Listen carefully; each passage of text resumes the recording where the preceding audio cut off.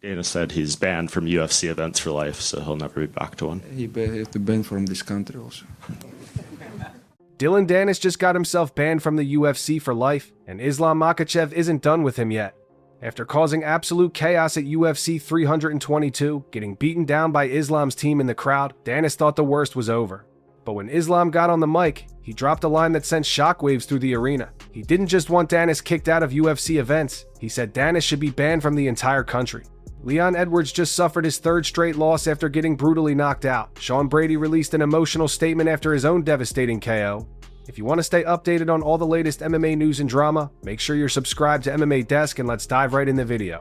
Right after UFC 322 ended, Ilia Topuria jumped on social media with one of the most disrespectful callouts we've seen in a while. The featherweight champ didn't hold anything back. In a hypothetical fight against Islam, how do you see that fight going? If it goes to the ground, do you feel confident that you could out-grapple him, or would you try to keep it standing? And My mindset is always the same. I'm always looking to achieve things that no one could. He started by completely trashing Jack Della Maddalena's performance, saying the guy needs an entire training camp just focused on wrestling. Topuria called JDM a disappointment of a champion and told him he should go to Georgia to actually learn something, but that was just the warm-up.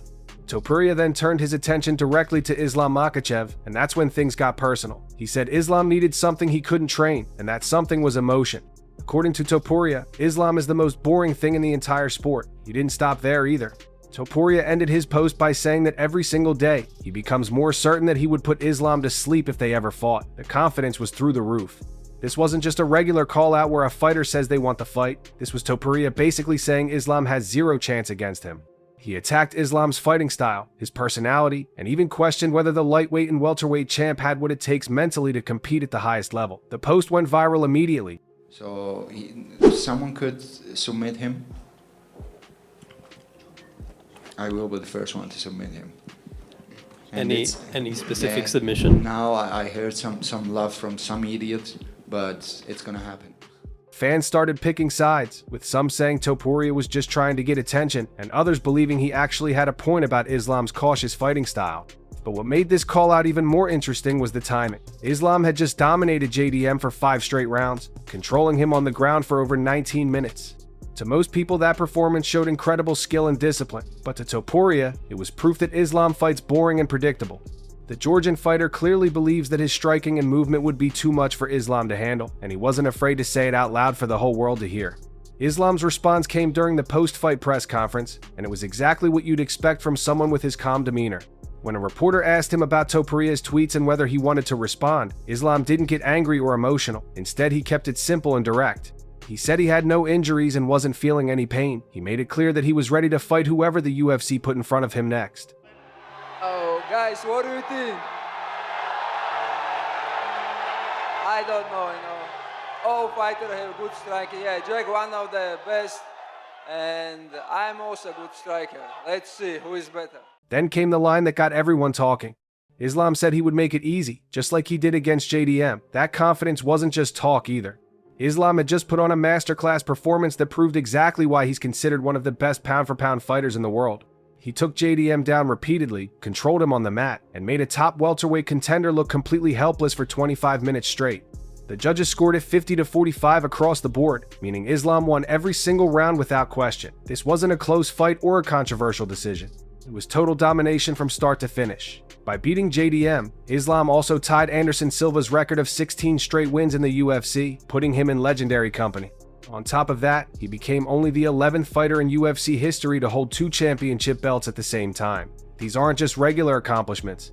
These are the kind of achievements that get brought up when people talk about the greatest fighters of all time. So when Islam said he'd make the Topuria fight easy if it happened, he had every reason to back up that confidence. He wasn't trying to trash talk or play mind games. He was simply stating what he believed based on his own skills and track record. The whole situation set up a massive potential super fight between 2 undefeated champions who clearly don't like each other. But here's where things get interesting. Islam revealed that Topuria isn't actually the fight he wants next. During the press conference, he made it clear that his preferred opponent is Kamaru Usman, the former welterweight champion. Islam explained that if the UFC gave him the choice and asked who he wanted to fight, he would pick Usman without hesitation. Like basically tonight you got yourself a title shot, you got yourself the winner of JDM, Islam? I mean, you don't feel like that? Who else? You're the biggest name, yeah. Okay, thank you. But I'm asking you. Oh yeah, for sure. JDM is no slouch. Let's not look past JDM. I said that in his last fight, and he went out there and he showed you guys, don't look past him. This caught a lot of people off guard because everyone assumed Islam would want the Topuria super fight that the fans are demanding. But Islam sees Usman as the biggest challenge available in the welterweight division right now. He respects Usman's championship pedigree and believes the former champ still has what it takes to be dangerous against anyone. Islam also brought up something that surprised everyone watching. He talked about Carlos Prates, the fighter who just knocked out Leon Edwards in devastating fashion earlier that same night. Islam admitted he was shocked that Prates won because the guy apparently smokes all the time. He couldn't believe someone who smokes regularly could come in and finish a former champion like Leon. Islam even joked about not knowing who Prates' nutritionist is, because the guy looks big but doesn't seem to cut much weight. The whole situation with Prates fascinated Islam because it went against everything you'd expect from a high-level fighter. Most champions and top contenders follow strict diets, avoid anything that could hurt their cardio, and dedicate their entire lives to staying in peak physical condition. But Prates showed up, smoked whenever he wanted, and still managed to put Leon Edwards out cold with one perfectly timed punch. It was the kind of performance that makes you question everything you thought you knew about what it takes to succeed in this sport at the highest level. The reactions from other fighters were all over the place, and that's what made the whole situation even more entertaining. He's a big guy. I think he's going to fill into that weight. He's a really big 155er. So I think his lifestyle outside of training camp is going to be a little more comfortable, and he'll fill into that weight class no problem. He could be champion there for sure. Dustin Poirier, who's fought Islam before and lost, went backstage after the fight to personally congratulate both Islam and Khabib. Poirier said what Islam and his team are doing is incredible, and winning a belt 15 pounds above your natural weight class is something that deserves major respect. Even though Poirier got submitted by Islam in their fight, he put his ego aside and showed genuine admiration for the accomplishment. That's the kind of class you don't see every day in this sport. Then you had Alexander Volkanovski giving his take on who would give Islam problems at welterweight. Volk said Kamaru Usman would be the toughest matchup because Usman doesn't take unnecessary risks and sticks to his game plan no matter what. According to Volk, that discipline and experience makes Usman a real threat to Islam's dominance. On the complete opposite end of the spectrum, you had Ian Gary absolutely destroying JDM's performance. Gary was watching the fight live and giving his reactions on camera, and he did not hold back at all. He said JDM looked like he didn't even know how to fight. He called the performance a great night for himself because it proved he's better than JDM, and he kept talking about wanting the Islam fight next. Gary even made jokes about JDM's face being broken and the guy looking like he was about to cry between rounds. It was brutal honesty that probably didn't sit well with JDM or his fans. Sean O'Malley took a different approach entirely. He called a potential fight between Islam and Topuria the most skillful fight in MMA history. Is there one fighter that you just are still in awe of? I'd say Islam. Islam's so scary. I had a nightmare that I had to fight him. I woke up and I was like, oh God, thank God that was... O'Malley explained that both guys are 10 out of 10 in terms of complete mixed martial arts ability. They can both strike at an elite level, wrestle with the best, and submit anyone who makes a mistake. According to O'Malley, there are only a handful of fighters in history who have that complete skill set, and Islam and Topuria both have it. But then you had Rampage Jackson completely dismissing the entire main event. Rampage said it was one of the most boring fights he'd ever watched in his life. He compared it to those boxing matches where you already know who's going to win from the first round, so there's no excitement or drama. Rampage admitted that if this was his first time watching Islam fight, he probably wouldn't be interested in watching him again unless someone told him the next fight was actually exciting. Dana White addressed the possibility of Islam fighting on the historic White House card, and his comments opened up even more questions about what comes next.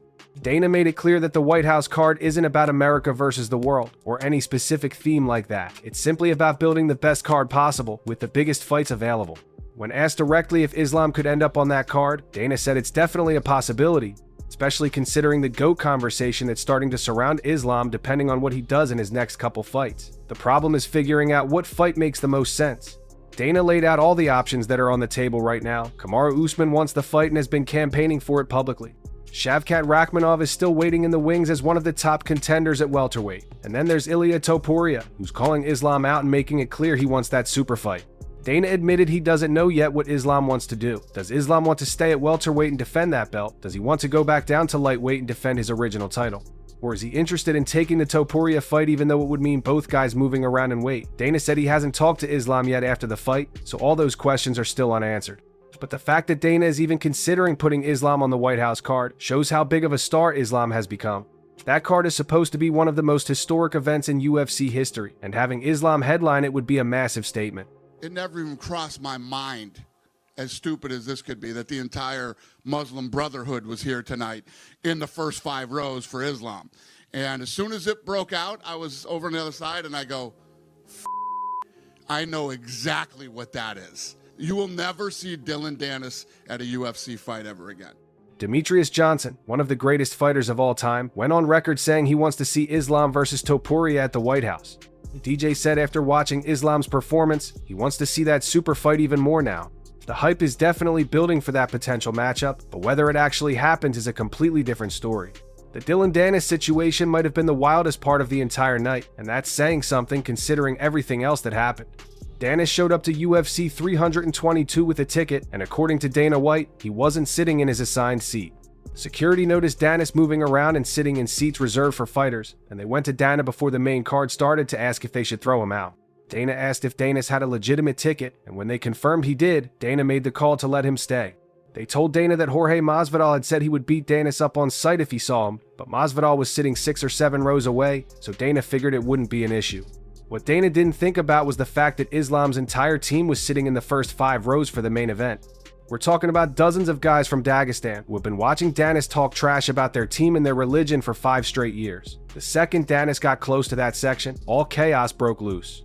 Multiple guys from Islam's team jumped on Danis, and one guy in particular, Magomed Zainukov, who goes by the nickname John Pork online, landed several clean punches on Danis' face.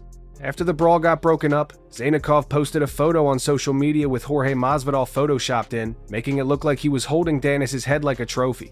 If you looked closely at the photo, you could see Zainukov's knuckles were clearly bloody from the punches he landed. Dana White took full responsibility for the incident during the post-fight press conference. He said he blamed himself for not having Danis removed from the building when security first brought it to his attention. Dana made it crystal clear that Dillon Danis will never attend another UFC event for the rest of his life. The lifetime ban was immediate and non-negotiable, but Islam's response to the whole situation was even more intense. When you talk about someone like last 5 years you talk about someone, when you meet them, you have to answer what you said, And today, I don't think he answered, When asked about it after the fight, Islam said that when you talk about someone for 5 years straight, you have to be ready to answer for what you said when you finally meet them face to face. According to Islam, Danis still hasn't answered for all the disrespectful things he said about Islam's team over the years. Islam went on to say that Danis has been talking badly about their team for half a decade, and when somebody from the team finally met him in person, they simply addressed the situation. Then Islam dropped a line that made headlines everywhere. He said Dana banning Danis from UFC events for life was good, but in Islam's opinion, Danis should be banned from the entire country. That statement showed just how serious Islam and his team take disrespect, especially when it involves their culture and religion. Robert Whittaker even threw out the possibility of Islam moving up to middleweight after watching him dominate a natural welterweight like JDM. Whittaker said Islam might have the size and skill set to compete at 185 pounds, which would be absolutely insane if it actually happened. The idea of Islam holding 3 belts at the same time seems far-fetched, but after what we just witnessed, can you really say it's impossible? Bilal Muhammad, who's fighting Ian Gary next weekend, gave his thoughts on Islam's accomplishment. He said Islam and Team Khabib just got their first double champion, and considering how dominant that team has been throughout UFC history, it's legendary status. But Bilal also made it clear that someone else's success doesn't mean it's his failure. He's focused entirely on his own fight against Gary and proving he's still the top guy in the welterweight division.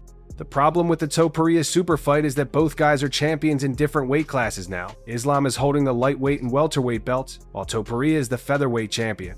For them to fight, one guy would have to move up or down in weight, or they'd have to meet somewhere in the middle. That makes booking the fight extremely complicated from a matchmaking perspective. On top of that, both guys have challengers waiting in their own divisions. Topuria still needs to defend his featherweight belt, and Islam has a list of contenders at both lightweight and welterweight who deserve their shot. The politics of making this super fight happen are messy, and there's no guarantee it ever actually gets booked, despite all the trash talk and hype surrounding it. So where does all this leave us? Islam Makhachev just made history by becoming a 2-division champion and tying one of the greatest winning streaks in UFC history. He's sitting on top of the world right now, with options most fighters could only dream about. But the big question is what he does next. Does he stay at welterweight and fight Kamaru Usman like he says he wants? Does he go back down to lightweight and defend that belt against whoever's next in line? Or does he take the Topuria super fight that would break the internet and possibly be the most skillful matchup we've ever seen? The truth is nobody knows yet, not even Dana White. What we do know is that Islam has proven he can dominate at multiple weight classes. His team isn't afraid to handle business when someone disrespects them. And the welterweight division is more chaotic than it's been in years. Leon Edwards is on a 3-fight losing streak, and his future is uncertain. Sean Brady is recovering from a brutal knockout and trying to figure out where he goes from here. And Dillon Danis learned the hard way that talking trash for 5 years eventually catches up to you. The next few months are going to be crucial for deciding what happens at the top of these divisions, and you don't want to miss any of it. Make sure you're subscribed to MMA Desk and hit that bell icon so you get notified the second we drop new videos covering all the latest news, breakdowns, and drama from the world of MMA.